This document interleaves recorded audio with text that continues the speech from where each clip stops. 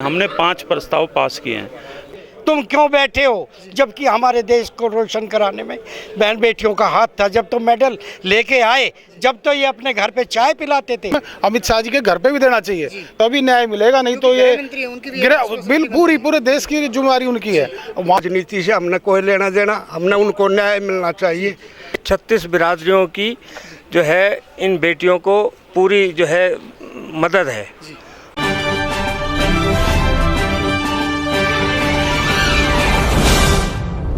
Active India में आपका हार्दिक स्वागत है। मैं शंकर धीवा।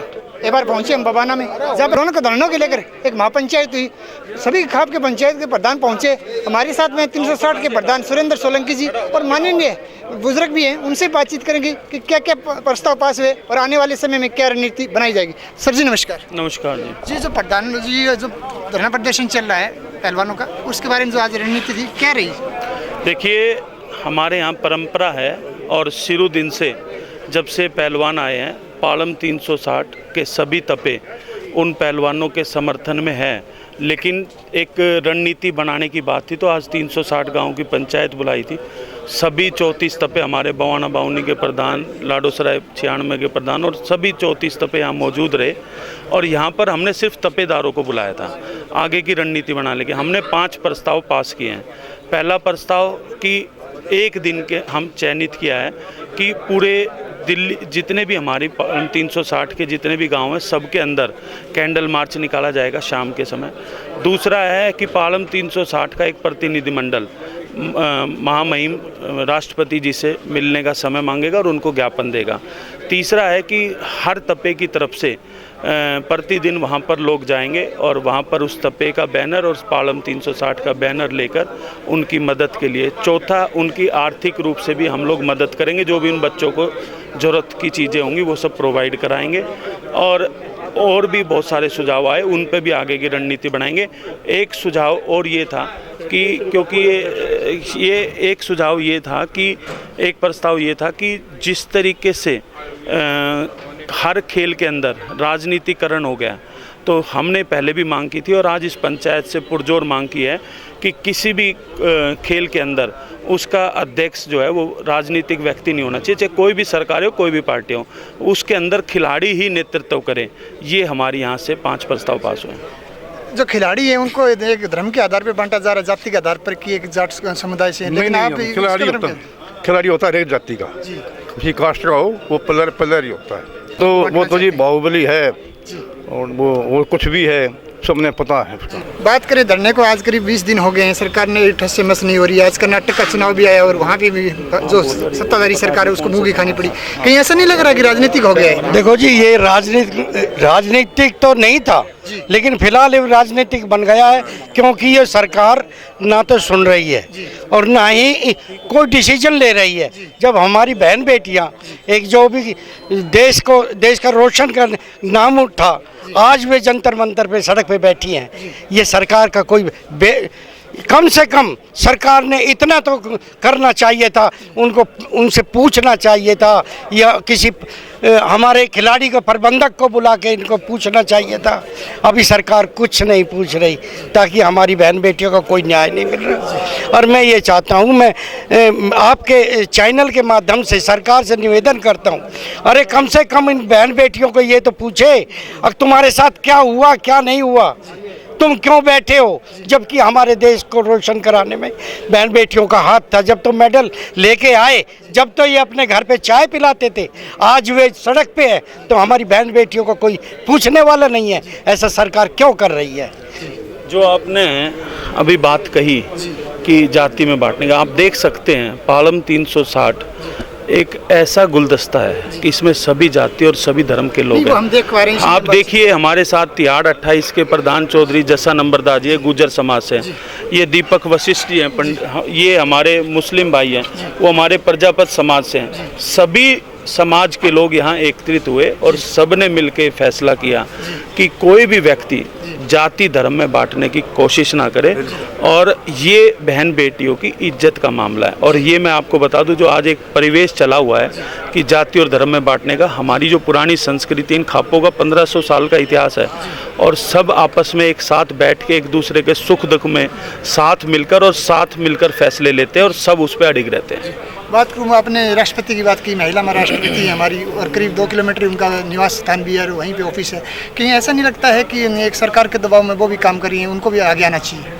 देखिए, वो महामहिम है, हम उनको इस बारे में टिप्पणी नहीं करेंगे, लेकिन कहीं ना कहीं एक महिला होने के नाते और आप देश के सर्वोच्च पद पर हैं, तो आपको आगे आकर इन बच्चियों को न्याय दिलाना चाहिए, क्योंकि राष्ट्रपति जी वो किसी पार्टी के या किसी दल के नहीं होते, वो पूरे देश का एक तरीके से, हमारे यहाँ कहते हैं ना कि हमारे सबसे बड़े हैं, तो उनको चाहिए कि इन बच्चियों को न्याय दिलाए और जो गलत काम कर रहे हैं उनको, दोषियों को जेल के अंदर डलवाए। सोशल मीडिया पर भी एक ट्रेंड चल रहा है, जो बच्चियों को लेकर गलत बयानबाजी भी की जा रही है, उनके लिए आप क्या सबक देना चाहते हैं? देखो, सोशल मीडिया पे तो अब घर घर में यूट्यूबर और ये आ गए हैं, तो अपना कुछ भी चलाने के लिए और ऐसी बातें निकालते हैं ताकि लोगों को उसकी तरफ ध्यान आकर्षित हो और ज़्यादा उनका चैनल पे लोगों को ध्यान जाए। नहीं तो सच तो यही है। मैं तो आज खाप पंचायत में दीपक वशिष्ठ ब्राह्मण समाज से हर पंचायत में पहुँचता हूँ और मेरे पारिवारिक चाचा भी कभी से प्रधान थे 308 ब्राह्मण समाज के, वो भी जाते थे। आज ये देख के पहली बार ऐसा लग रहा है कि पहले धर्म में बांटा गया देश को, अब जातियों में बटेगा, उसके बाद फिर घर घर भी बटेगा। ये राज्य पहले बार कभी भी ऐसी सरकारें नहीं देखी गई हैं। तो अमित शाह जी के यहाँ पे, मैं तो एक कहना भूल गया, अमित शाह जी के यहाँ पे बल्कि एक डेलीगेशन जाना चाहिए। फाइनली उनसे सारी व्यवस्था उनके हाथ में है, अगर वो नहीं न्याय करती हैं तो फिर धरना प्रदर्शन जंतर मंतर के साथ में अमित शाह जी के घर पे भी देना चाहिए, तभी न्याय मिलेगा। नहीं तो ये पूरे देश की जिम्मेवारी उनकी है, वहाँ पे अभी तक किसी का ध्यान नहीं गया, वो अपने से आएंगे नहीं।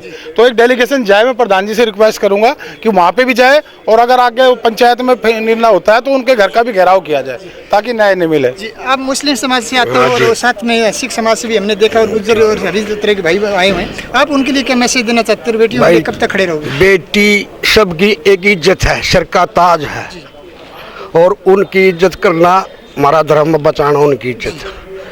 और ज़्यादा ना कहते हुए और तो हम क्या कह सकें जी। हम मतलब किसी के साथ खड़े हो? हाँ, किसी के पक्षपात में ना किसी राजनीति से हमने कोई लेना देना, हमने उनको न्याय मिलना चाहिए, इज्जत बचनी चाहिए हमारी। सारा समाज मिलजुल कर रहे, उनको इंसाफ मिले, इंसाफ मिलना चाहिए। खिलाड़ी के बारे में जो आपने बात की, मैंने लोगों की भावना एक ही है कि खिलाड़ी का धर्म है खेल भावना से खेलना और अपने देश का नाम रोशन करना। तो उसमें किसी प्रकार की कोई जाति नहीं बटती कि ये जाट से है या ये ब्राह्मण से है या इस प्रदेश से है या ये यूपी से है या ये हरियाणा से। उनका एक ही लक्ष्य होता है कि अपने प्रदेश का, अपने देश का नाम रोशन करें और वो हमेशा हम उसको चमकाते रहें। बाकी राजनीति की बात यह है कि जैसे हमारे चौधरी सुरेंद्र जी ने बताया है कि हम रणनीतिक तरीके से चलेंगे और राजनीतिक इसको अखाड़ा नहीं बढ़ने देंगे और ना ही हम राजनीतिक उसमें समर्थन करते हैं। जैसे कि लोग वहाँ पहुँच रहे हैं, शुरुआत जैसे हुई है दीपेंद्र हुड्डा से हुई है, फिर हरीश रावत जी से हुई है, फिर जो है एक इंसान है, जा तो सकते हैं, जाने की बात नहीं है, पर लेकिन उन्होंने ऐसी भाषा नहीं इस्तेमाल करनी जिससे कि हमारे उस आंदोलन को ठेस पहुँचे, कमजोर हो। हमने ऐसा कोई भी बयान या वक्तव्य नहीं दिया है, हम सब ने मिल के। और मैं ये तो कहूँगा सभी के लिए कि पंचायत एकता जिंदाबाद, पंचायत एकता, पंचायत एकता, पंचायत एकता। धन्यवाद। अभी मैं बात करूं पंचायत की, काफ़ी गणमान्य व्यक्ति आए और सभी धर्म के आए, मैं देखा कि सिख ईसाई हिंदू मुस्लिम सारे थे। लेकिन अभी एक बात और मैं बताऊं, थोड़ी सी मैं राजनीति की तरफ लेके जाना चाहता हूं। अभी पार्टियों में बंट गए लोग, मैं भारतीय जनता पार्टी का बना हूँ, मैं आम आदमी पार्टी का, कोई कांग्रेस से बंदा। कहीं ऐसा नहीं लगता है कि जो हमारा समाज है वो थोड़ा सा उसके मामले में पीछे चला गया? नहीं, ऐसी बात नहीं है। खाप पंचायतों का इतिहास इन पार्टियों से भी बहुत पुराना है। हज़ारों साल की खाप पंचायतें हैं जो चल रही है और ये सिर्फ न्याय ही करती हैं और ये शब्दों की परिभाषा को जानती हैं। बेटी किसी धर्म की भी हो और बेटी किसी की भी हो, वो इज़्ज़त का पात्र होती है। और आज हमारे देश का ये दुर्भाग्य है कि बेटियों की इज़्ज़त के ऊपर मंत्रियों ने हाथ डाला है और वो पॉस्को लगने के बाद, जो कि हम कानून से चलते हैं, देश डेमोक्रेटिक है, और उसके बाद कानून होने के बाद भी एक मंत्री को इमीडिएटली जेल में नहीं डाला गया, उसे पद से नहीं हटाया गया।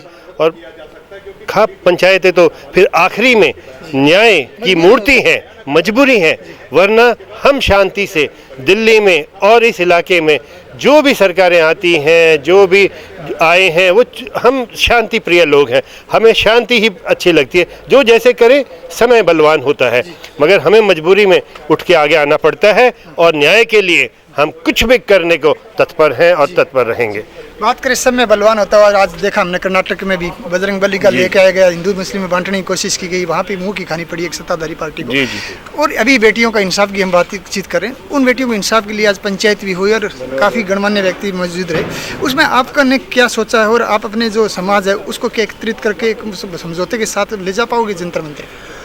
देखो जी, आज ये हमारी पालम 360 की पंचायत हुई है और इसमें सारे तपे आए हैं, इसमें सारी खापें आई हुई हैं, है ना, और सारे संगठन आए हुए हैं इसमें। तो सबका ये सुझाव है, ये 36 बिरादरियों की जो है इन बेटियों को पूरी जो है मदद है। हाँ, 36 बिरादरियों का साथ है इनको, सबका 36 बिरादरियों का साथ है इन बेटियों को, और इन बेटियों को इंसाफ मिलना चाहिए। और कोई किसी भी पार्टी में हो, मैं कह रहा हूँ कोई किसी भी पार्टी में है, किसी भी पद पे है, वो इन सब से ऊपर उठ के ये जो है हमारी 360 की जो पंचायत है, ये बहुत पुराना इतिहास है, 1500 साल पुराना इतिहास है हमारे बुजुर्गों का, कि कोई भी मसला होता था तो वो जो है आपस में सब इकट्ठे होके और उस मसले को हल करते थे, है ना। तो अभी भी हम ये उम्मीद करते हैं सरकार से कि इन बेटियों को न्याय मिले और जो मुजरिम है उसको उसके पद से हटाया जाए और उसको सज़ा मिलनी चाहिए जो है। धन्यवाद। जैसा कि आपने 360 प्रधान को सुना और गणमान्य व्यक्तियों को सुना, उनको साफ तौर पर कहना कि आने वाले समय में एकजुटता के साथ आगे बढ़ेंगे और यदि सरकार इंसाफ नहीं करती है तो धरना भी देना पड़े तो उसके लिए भी हम खड़े रहेंगे। आज बस इतना ही, कल फिर मिलेंगे नई मुहिम के साथ। तब तक के लिए जय हिंद, जय भारत। आप हमारे चैनल को लाइक शेयर एंड सब्सक्राइब जरूर करें। वंदे मातरम। नमस्कार।